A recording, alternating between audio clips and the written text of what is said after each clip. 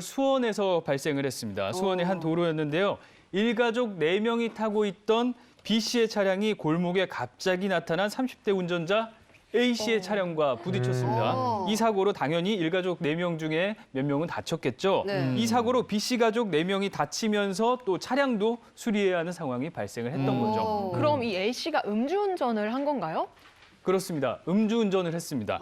그런데 A 씨의 혈중 알코올 농도가 면허 취소에 해당하는 0.09%의 만취 상태였다는 게 중요합니다. 아니 그 확실하게 면허 취소 수준으로 나온 건데 아니 변호사님 어떻게 무혐의 처분을 받을 수 있어요? 네, 바로 그 음주 측정 방식에 문제가 있었던 건데요. 경찰청의 지침에 따르면 이제 호흡 측정기 방식으로 음주를 측정할 때에는 네. 입안에 있는 그런 잔류 알코올의 농도가 없도록 입을 헹굴 수 있는 음용수, 마시는 물 200ml를 제공하도록 하고 있습니다. 네. 그런데 이 사건에서도 이 A 씨가 마시는 물을 달라 입을 헹구겠다라고 네. 요구를 했는데도 단속 경찰관이 이에 응하지 않았던 겁니다. 경찰관이 왜 물을 안 줬대요? 당시 경찰관이 현장에 출동을 했는데 이 A 씨가 술에 만취해서 난동을 부리고 욕설을 하는 이런 아수라장이었던 거예요. 그래서 이제 경찰관 입장에서는 어떻게든 빨리 음주 측정을 해야겠다라고 서둘러서 진행을 하다 보니까 그만 이 음용수 제공 지침을 간과를 하게 된 거죠.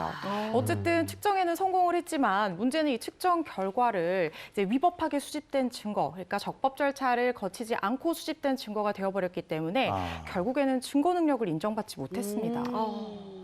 그러니까 이 무혐의 처분으로 가해 차량 A 씨의 과실도 90%에서 70%로 낮아졌습니다. 그렇기 때문에 먼저 지급됐던 보상금을 돌려달라면서 보험회사에서 피해자 B 씨에게 연락을 했던 거죠. 이게 무혐의 처분을 받았기 때문에 가해자 A 씨의 과실이 낮아진 건가요?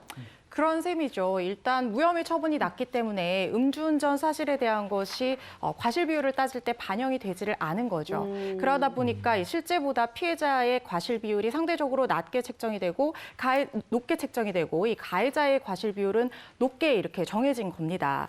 근데 이게 음주운전이 인정이 됐다고 하면 이 A 씨의 과실 비율이 훨씬 이제 높아질 수가 있었고 또 보험 처리 비용도 부담을 더 크게 가져갈 수 있었는데 아쉽게도 음주운전이 인정이 되지 않는 바람에 교통사고 처리 특례법상 12대 중과실에도 해당을 하지 않게 됐고요. 관련 형사 책임도 묻기가 좀 어려워진 거예요.